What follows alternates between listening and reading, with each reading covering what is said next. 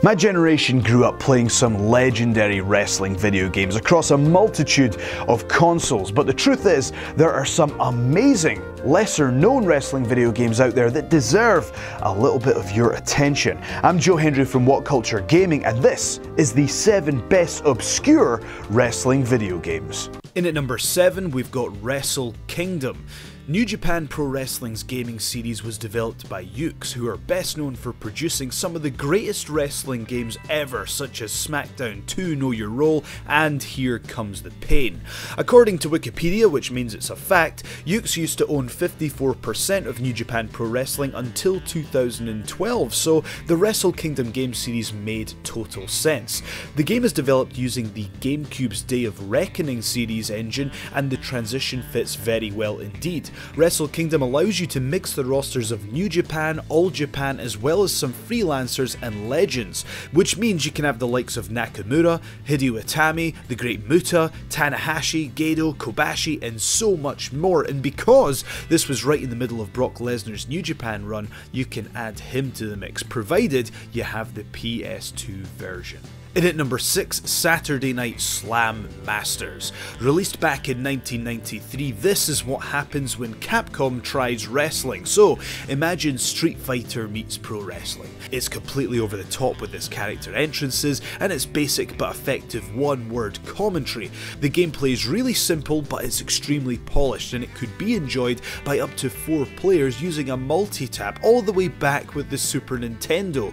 You won't have any licensed wrestlers, but you may recognise Mike Hager, who still makes regular cameo appearances to this day in various Street Fighter titles. Number 5, TECMO Wrestling. This little ball of nostalgia provided a surprisingly complete wrestling experience, considering it was on the Nintendo Entertainment System. The sound and the graphics are stylized in a way that makes them a fun blast to the past rather than feeling dated, and for an 8-bit game it's pretty amazing given the depth and detail that the game provides. As you're fighting, there's a commentary system that reads out an emotive description of what's going on.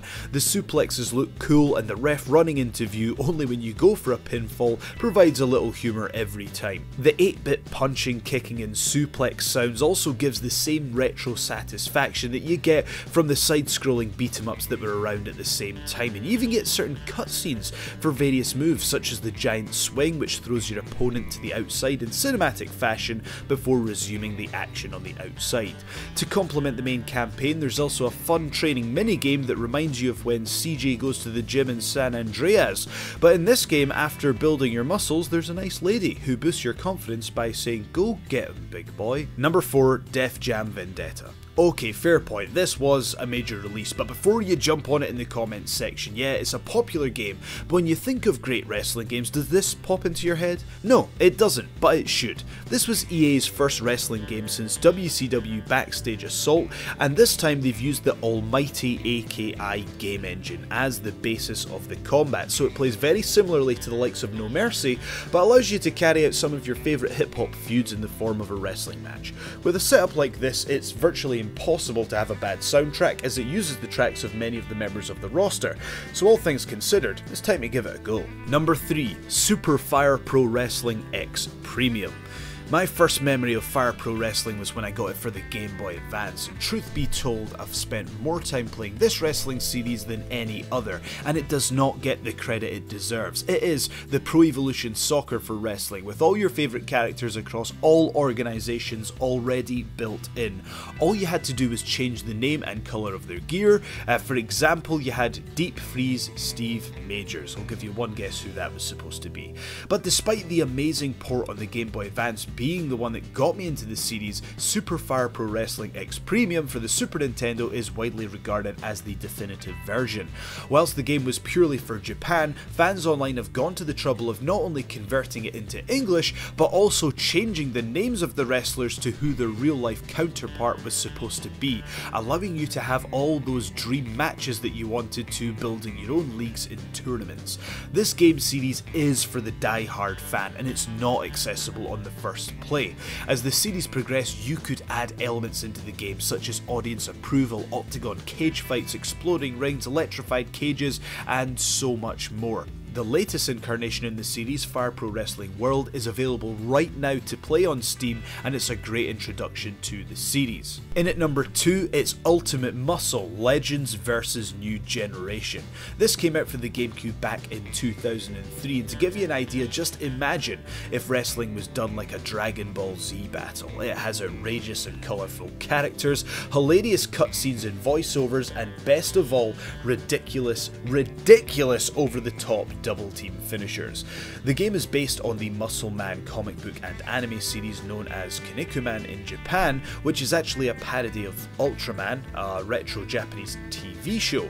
Kinnikuman doesn't take itself seriously at all, and this is translated over to the games in the best possible way. And Ultimate Muscle Legends vs New Generation is undoubtedly the best in the series. Whilst a lot of titles focus on a realistic experience, this goes in the complete other direction and provides the most ridiculous but hilariously fun take on wrestling that I've ever seen in a video game.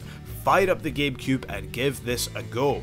And in at number 1, the best obscure wrestling video game of all time has to be Virtual Pro Wrestling 2 Odo Keishu. Everyone loves No Mercy for the N64. It is to this day widely regarded as one of, if not the best wrestling video game experience ever. This groundbreaking game was built on the foundations of the WrestleMania 2000 engine created by the AKI Corporation. But there's another title built in the same game engine from AKI that you probably haven't tried yet. Virtual Pro Wrestling was released in the same year as No Mercy, but instead it has a huge selection of characters allowing you to mix the rosters of New Japan Pro Wrestling, All Japan Pro Wrestling, Pancrase, Pride FC, and loads of wrestling legends. So you could have the likes of Andre the Giant, Terry Funk, Jushin Thunder Liger, Stan Hansen, Ultimo Dragon, and Vader locking horns with Baz Rutten, Don Fry, and Hickson Gracie, if that's what you wanted to do. But if that's not enough for you, AJ Styles himself said that this is his favourite wrestling video game in an interview. So if that's not enough for you to try this game, then I don't know what is. I've been Joe Hendry, thank you so much for watching this video. If you want to follow us on Twitter, please do so right here. Also, go to whatculture.com for all your favourite news, reviews, features, and so much more. We hope you've enjoyed this video, and we shall see you again next time.